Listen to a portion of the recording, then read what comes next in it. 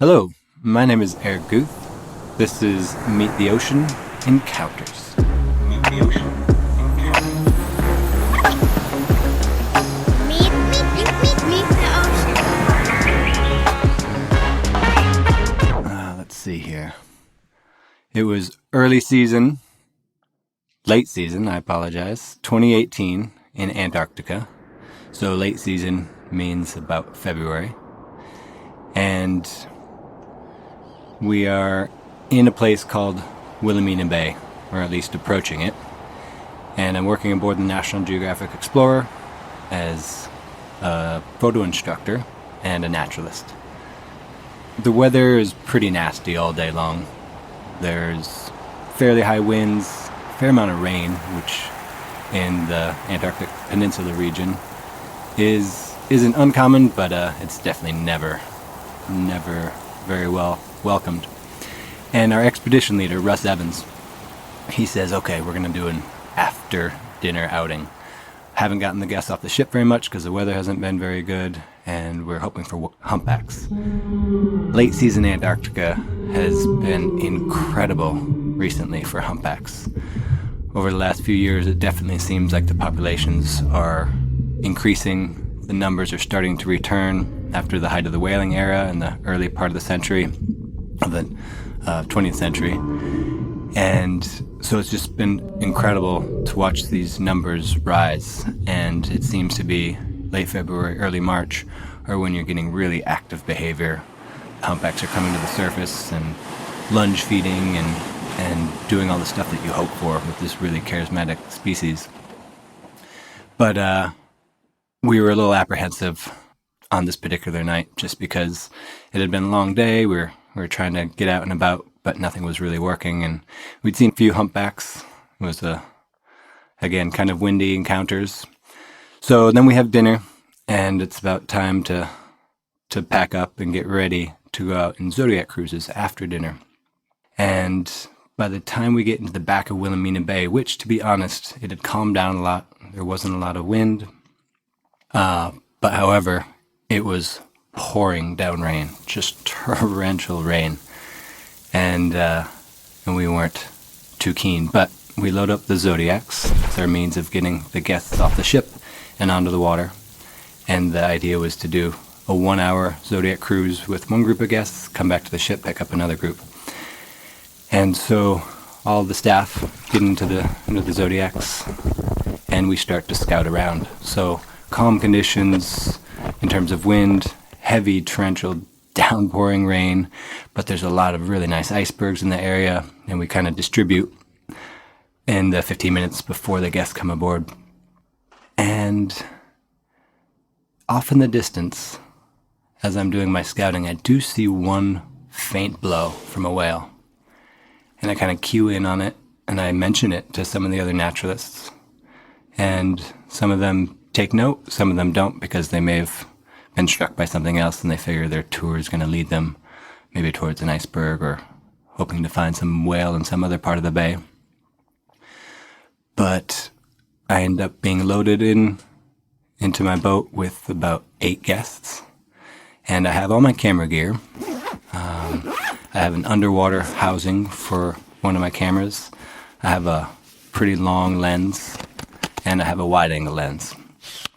And just because, even though it was torrentially raining, I just figured, what the heck? I've learned after all these years of working in the expedition world and as a photographer that you never leave your gear behind, even in these conditions. So I pack up everything, get my group of guests, and I end up blasting across the end of the bay. It's about a 2-mile run, just in the hopes of seeing this whale, because the conditions as calm as it is, it seemed like an opportunity to maybe get some behavior and get a close look at these, what had looked like feeding humpbacks.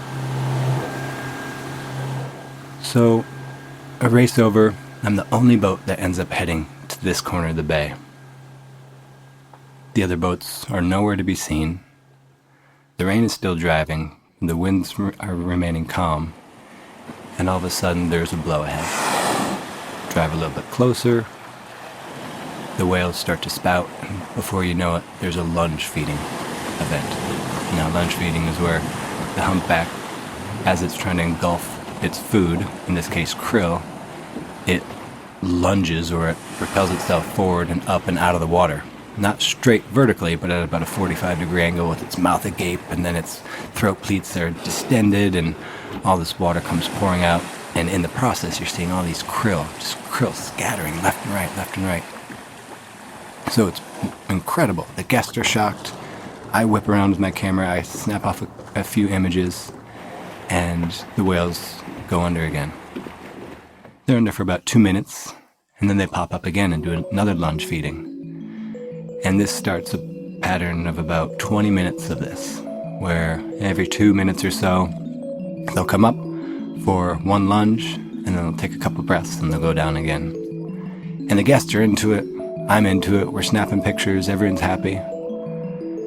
And then they go down for about 4 minutes or so.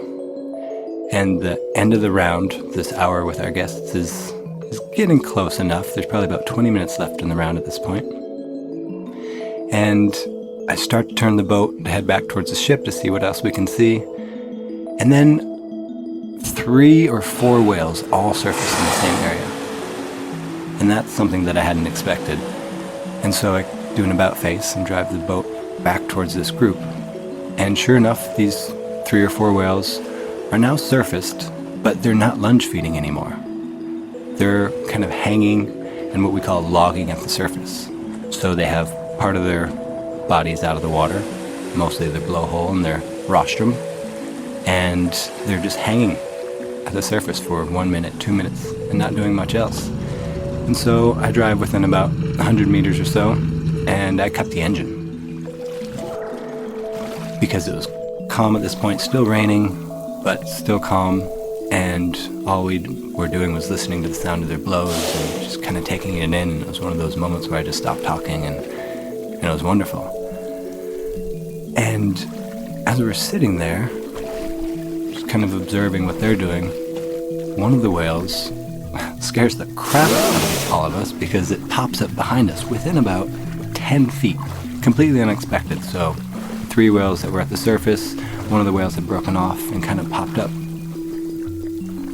No one really knew what to expect, but we all whipped around and everyone has out their cameras, and I'm taking pictures and the guests are taking pictures, and just that feeling of having a 40-foot long animal right next to, and what pretty soon became underneath us, it just gets your heart pumping. And my adrenaline was up, all the guests' adrenaline was up, and this guy that had approached was now facing us with its rostrum in our direction. Now the rostrum again is the top of the jaw, and it has all these bumps that we call tubercles. And all these bumps were 5 feet away at this point. And then it takes a very, very shallow dive. So it arches its back. You can see its dorsal fin. And then part of what's known as the caudal muscle, the caudal peduncle. And it doesn't quite bring its tail fluke up, but it does what most whales do when they're about to dive, and it arches its back, and then it swims under our boat, but very shallowly, only about 5 feet or so, and you can almost see it like arcing its back in the other direction to avoid touching the bottom of our boat. And at this stage, there's a 40-foot animal spanning the width of our boat, so it went from one side to the other, and the guests are freaking out. They're losing it. I have an underwater camera, as mentioned, and I'm running from one side of the boat to the other, kind of plopping it in the water, while at the same time like telling them everything that they're seeing, talking about the tubercles and what the tubercles are about, and the blowhole. And I mean, I don't know exactly everything that's come out of my mouth, but I'm just spewing off photo tips and biology, and these whales are just doing their thing. So at this stage, there's just one whale, and then before you know it, the other whales come over as well. Now, 2 disappeared, but at this point we have 2 whales that are now at the side of our boat, and they're basically doing circles. And I've never seen anything like this before. I mean, I've heard stories of this and I've seen photos where whales become curious. But in the Antarctic waters, what was really special and unique about this was that these are the feeding grounds. Now, this might happen in Hawaii or in Tonga, places where humpbacks are breeding and they're a little bit more lackadaisical because they're not trying to pump up with food. But down here, usually it's business time and these whales are just going at it. But it seems as if they had done their feeding and now they'd stopped and they're just curious with what was around them. And so as they came over, they also engaged in a behavior that we see from a distance at times, but never at water level. And this is called spy hopping.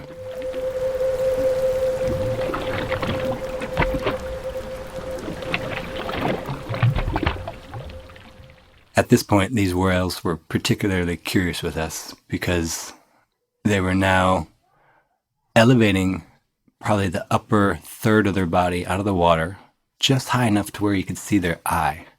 And they were taking a peek. They were trying to see what was making all the noise in this little black floating thing on the surface because we were still pretty excited.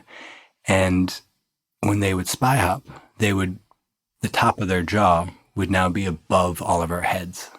So you're getting this 40-ton animal bringing itself up about 10 feet out of the water, straight up and down, and looking at us.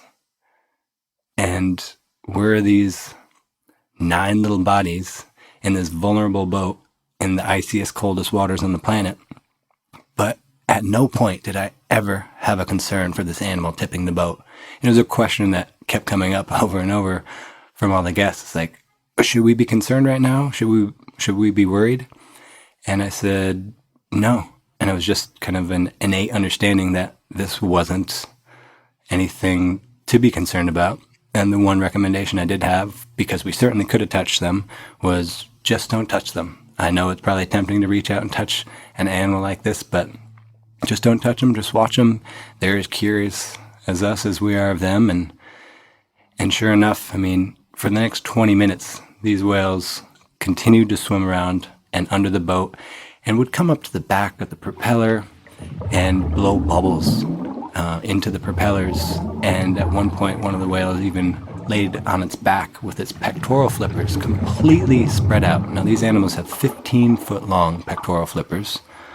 Their bodies are 40 feet long. And so one of the whales was oriented in the direction of our boat. So its tail was towards our stern, its head was towards our bow, and its pectoral flippers you can see on either side of us. Now, this happened to be a particularly clear water day as well. In the Antarctic, especially towards the end of the season, you tend to get these algal blooms, which is what the krill feed on, which is when it's most productive for the whales. So normally the water's pea soup. But on this day, we had incredible visibility, maybe 25 feet, 30 feet, maybe even more. And that is really what allowed these whales to stand out, because their pectoral flippers are white. And this white was just a flash that we could see just beneath the water. The underside of its jaw, you could see because it had white pigmentation on it as well. So you could always follow these whales just below the surface, but there was something about that teal, that turquoise color that was created from that mix of blue of the ocean and white of the pectoral flippers. And one of my favorite shots that I think I've gotten in probably the last 5 years of photographing in the Antarctic came at this moment, because one of these whales ended up spy hopping, and it was rotating its body in kind of a pirouette and kind of like a ballerina gesture.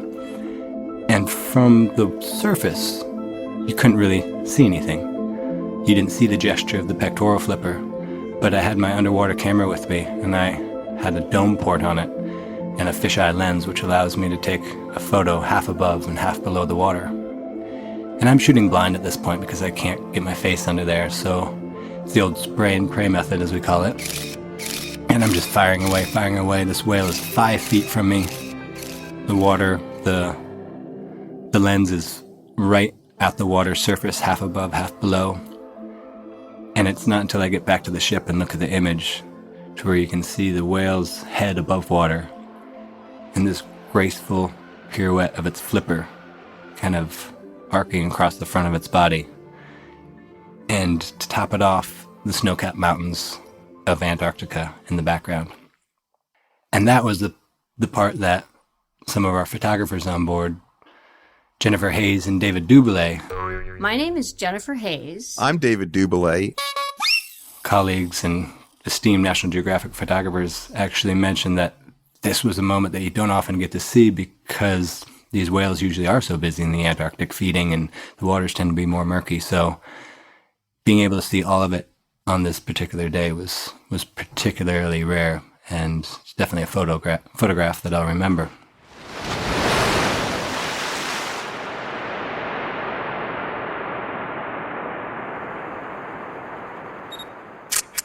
But the experience overall continued for about 20 minutes, and I had to tear that group of guests away. And we rocketed back to the ship, I characteristically being late as usual, and swapped out that group and got another group and just told them, hey, I don't care how many icebergs you want to see, we're going to see the whales. And I think word had already gotten out that there's some behavior, so it blasted back over there. And this time I was able to convince a few of the other boats to join me. And I wasn't necessarily expecting it to continue again. And sure enough, by the time we arrived, one of the other boats had seen a blow. And one of the other boats had been approached by these whales. And it just started all over again. This miraculous encounter of cetacean, aka marine mammal or whale, and humans kind of in this curiosity dance where the whale would come over, spy hop, kind of look into the boat. We would take our pictures and make our sounds and human noises. And then when the other boat arrived, the whales kind of swam over and checked them out. And they would swim under their boat and extend their pectoral flippers under the vessel. And it was just one of those shared moments where at the end of that second round and at the end of the first round, I went to every single person in that boat and looked them in the eye and gave every one of them a high five, and everyone in the most sincere manner looked back at me and with shared adrenaline and shared awe gave me an equally enthusiastic high five. All of them said that this was one of the most memorable experiences that they've ever had in their life, and I, for one, couldn't agree more. So that's, in essence, the story of my Wilhelmina Bay humpback whale encounter. And I've seen many whales around the world, many humpback whales, but never have I had the combination of curiosity, water clarity, calm wind conditions, and being in the Antarctic to kind of add to the patina of what became one of the most remarkable wildlife encounters I've ever had.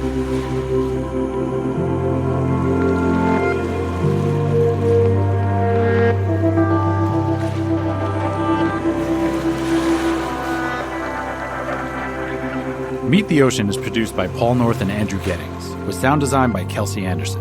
Special thanks to photographer Eric Guth for his spectacular whale tale from the waters of Antarctica. Check out Eric's work on Instagram to see more of his amazing imagery. We are a listener-supported nonprofit. You can find more podcasts, underwater creatures, and ways to donate to our educational outreach on our website, meettheocean.org. Subscribe to our podcast to never miss an episode, and please rate and review Meet the Ocean on Apple Podcasts or on whatever platform you choose to listen. Until next time, may the saltwater be with you.